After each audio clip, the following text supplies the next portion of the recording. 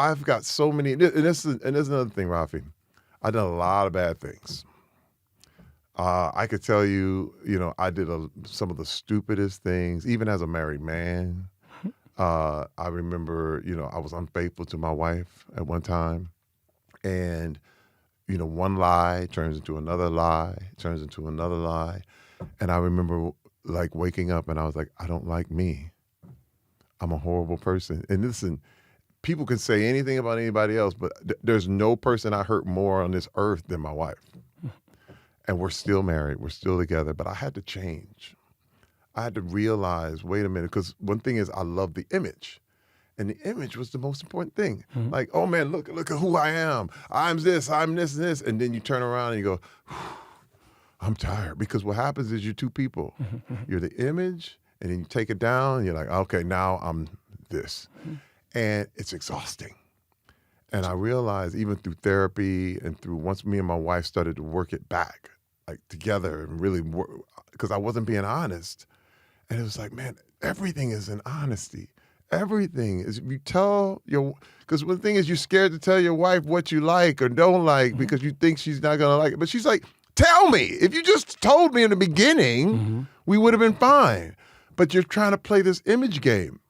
And what happened is my wife married a person that she didn't even know because it was the image. Even for her was the image. Even for her. That's and this is early. We got married young.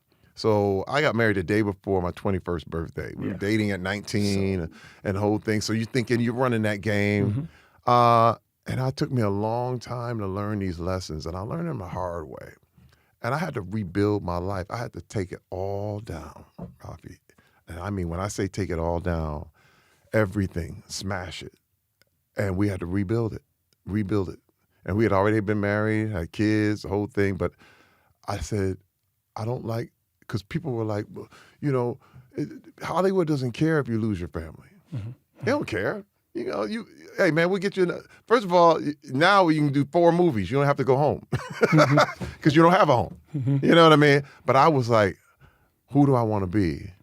And this is another thing I realized is when you watch all these big movies and all this stuff, it all fades away. Think about it. Who remembers what happened? Who won the Oscar 10 years ago? I have no idea. No idea. Who won the championship of the World Cup 15 years ago? It's very nobody. Athletes, actors, all of it is only as good as this year. It's only as good for now because everything else goes. But you know what really never goes away? You and the ones you love.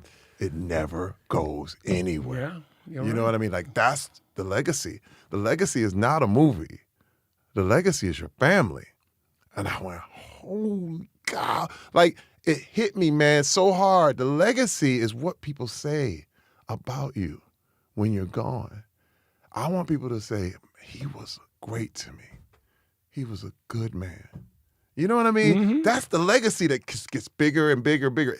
It gets bigger when you're gone, like years. Not only what people say, but you have to feel that you are a good person, right? You have to. And some people can show the image of a good person, not being a good person. And also, there's a lot of people who shows this image of not that much of a good person. And you know them in person, like, this is such an amazing person. Yeah. People talk so many shit about this guy. Yeah, but and you meet him. They're like, what the fuck? This is you start to realize, wait a minute, I'm getting the wrong picture. Yeah. This is another thing I love is the fact that you got to take everybody at their own, because don't believe what people are saying. Don't believe because first of all, the media wants enemies. But that's what happened to me all the time, Terry, in my country. Because I'm a comedian. It happens all the time. People come to this podcast and they're like, I was worried. I was worried. Now we have that's so good. We have such a good connection. I was like, I'm a good person. Yeah. Tell the world. Yeah. But so the image sometimes doesn't match who you are. And you want this to match. Yeah. But at the same time, how much is the price you're going to pay for that? Yeah.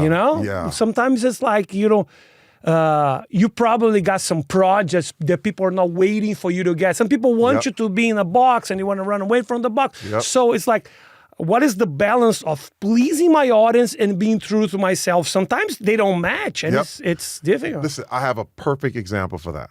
You know what? A magnet. You ever see a magnet? A magnet, if you electrify it, it's strong and it's really the power that comes through. And people, what you seek is seeking you. The people will come to you. Boom, boom, boom, boom. But one thing people forget about a magnet also repels. Yes. You flip it around. You can't push it together. That's everything. There are people who are not going to like you. There are people who are never going to like you. And that blew my mind. I was like, that's it. You don't have to please everybody. Yeah. You're a magnet for the people who it's like attracts like. Your people coming, but the people who don't like you are being repelled. And that's okay. Yeah. All of it is natural. It's okay. Where I had a problem is when I was trying to bring the people who were repelling. And you know what I mean? Like, come here, no. And it's like, you can't do anything about it. Because sometimes to reach them, you end up losing people who really want you. Now, that phrase is called demagnetizing. When you lose your magnet. You don't ever want to lose the magnet.